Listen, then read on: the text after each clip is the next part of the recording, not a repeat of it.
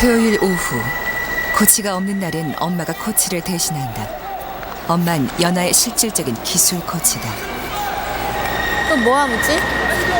스핀 다 했지? 스텝 해봐, 스텝. 스텝에 여기 롱 스텝에서 여기 턴 할 때 거의 끝까지 왼발을 붙이고 있어. 중간에 풀지 말고.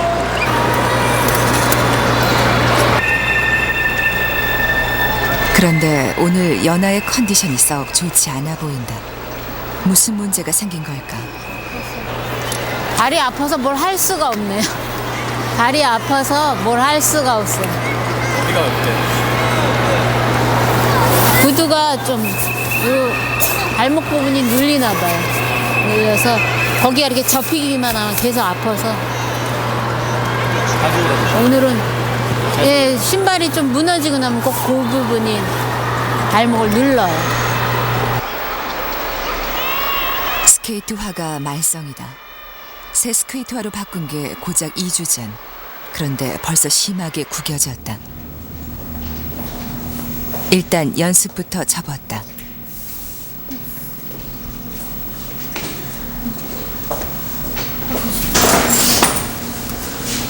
최근 1년 새 스케이트화는 연아와 엄마의 가장 큰 고민거리다.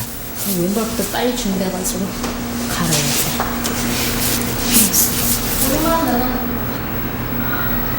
점점 혀이다 미치겠다 정말. 부츠도 문제지만 날이 더 큰 문제다. 이게 왜 힙니까, 이게 날이? 이 바닥이 고르지 않을 때도 좀 휘고요. 그 점프해서 랜딩할 때 이 충격 때문에 이 쇠 같지만 이게 약간 물러가지고 약간 휘기도 해요. 그럼 또 툭툭 치면 제자리 돌아오기도 하거든요. 근데 기본적으로 이게 편치 않게 달린 것 같은데. 스케이트 날과 발의 무게 중심이 정확히 맞아야 하는데 이 중심축이 잘 찾아지지 않는 것이다.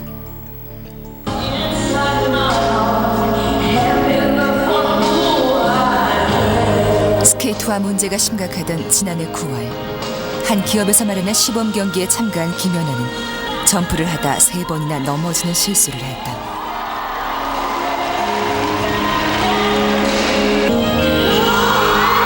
세계 주니어 대회를 석권한 김연아의 모습이 아니었다.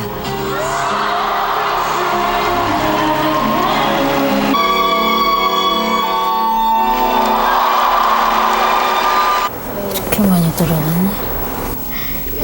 한국엔 스케이트화 전문가가 없다. 한 번 타고 나를 옮겨받고 다시 타보기를 수백 번. 그동안 부상이 계속됐다. 부츠 자체가 많이 틀어진 경우에 그 맞춰줘도 아무리 제대로 맞춰줘도 부츠가 자꾸 그러니까는 점프 떨어지는 각을 못 맞춰주기 때문에 그때도 되게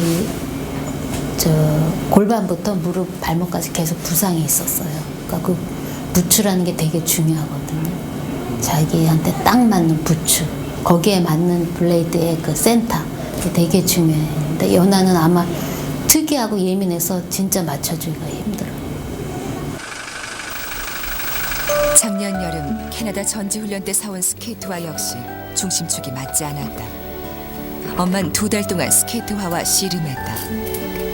하지만 시니어 대회를 코앞에 두고도 해답은 나오지 않았고 모년 은퇴까지 결심한다. 그걸 바꿀 때마다 그걸 겪어야 되니까 그것도 너무 힘들고 맞는 스케이트도 없었고 그래갖고 그러니까 저도 막 점점 자신감이 없어지고 그래서 그때 한때는 되게 막 타기 싫었어요. 신발은 아무도 해결해 줄 수가 없었거든요, 그 상황. 내가 맞춰주고자 하지만 해결이 안 되고 연아도 타고 싶지만 해결이 안 되고 왜냐면 뭐 그때는 누가 먼저 말았나가 중요한 게 아니라 서로 힘들어 있을 때니까 다 못하겠다. 그냥 매일매일을 서로 못하겠다고 생각했으니까.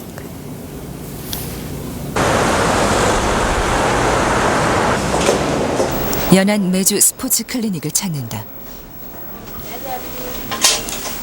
스케이트화의 문제가 잦은 부상으로 이어지면서 허리에도 문제가 생겼기 때문이다.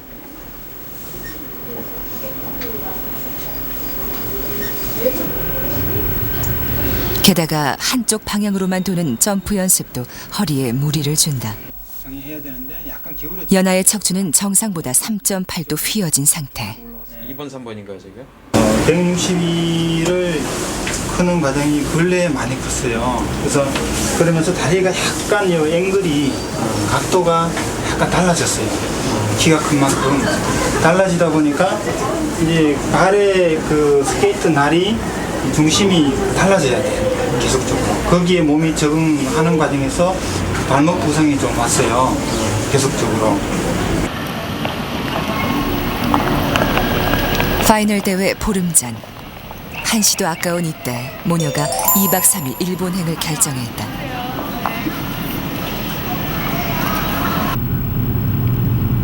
팬클럽 회원들이 어렵게 수소문에 찾아낸 스케이트화 전문가를 만나기 위해서다.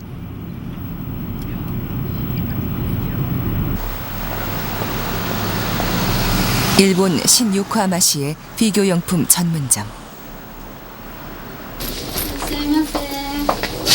아사다마오, 안도미키 등 세계적인 선수들이 스케이트화를 주문하는 곳이다.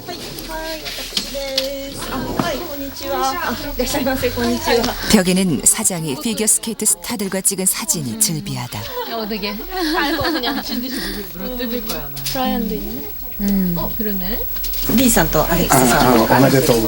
시니어 그랑프리 4차 대회 우승자인 김연아가 왔다는 소식에 나가노 동계올림픽 코치 출신인 사장도 직접 나와 정중하게 인사를 건넨다. 먼저 연아가 요즘 신는 스케이트화부터 보여주었다.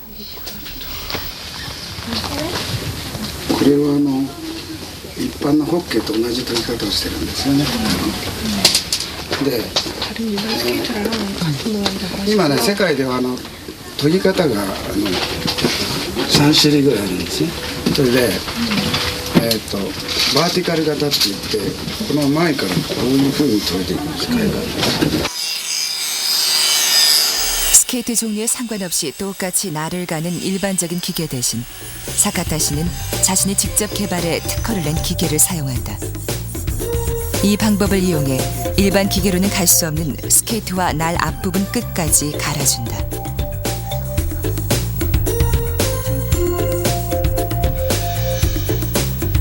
이렇게 간 날은 점프의 중심이 되는 톱니 뒷부분이 평평하지 않고 둥글게 처리되는 게 특징이다. ここの部分が普通の機械で研ぐとうまく研げないんですね。ここまでしか研げないのでこう研いでいくとだんだんこれがこういう感じになってしまうと、それを直せばよりエッジ踏み切りのジャンプが良くなるんじゃないかなと私は感じたんですが、シーズンオフ 시즌 중이니까 지금 시즌 중이니까 지금 바꾸는 거는 좋지 않다. 우리나라에서 이 기계가 없어서 그렇지. 할 수도 보통 こ 전문 れキムさん履いてるのと同じね。この芯が折れます。 와 보고 싶었어. 새 구두를 발에 맞추기 위해 구두를 가열할 때 주의점도 こ 알려준다. こでもファイバー繊維が折れてしまいますので、ここがプラスチックでこれ収縮性のあるプラスチック使ってて、ここがファイバー繊維ですのでヒートモルダブにするとこう緩むんですね。だからそれは1日空けてくださいという。 마지막으로 발치수를 잰다. 그런데 사장이 말하는 연하의 치수가 이제까지 알던 치수와 다르다. 40だとちょっと小さいかもしれない。 40이면 조금 차분. なぜかというと 작다고? 커. 아 근데 발볼이 커서 荒川静香さんがやはり小さいのを履いてここを痛めたんですよね。それで私はワンサイズ4に上げたらっていうような話をしたことあるんです。それで上げて彼女はずっと調子よくて飛び目で頑張りましたけど。 리스폴트보다 세게. 새로 알게 된 연하의 발치수는 243mm.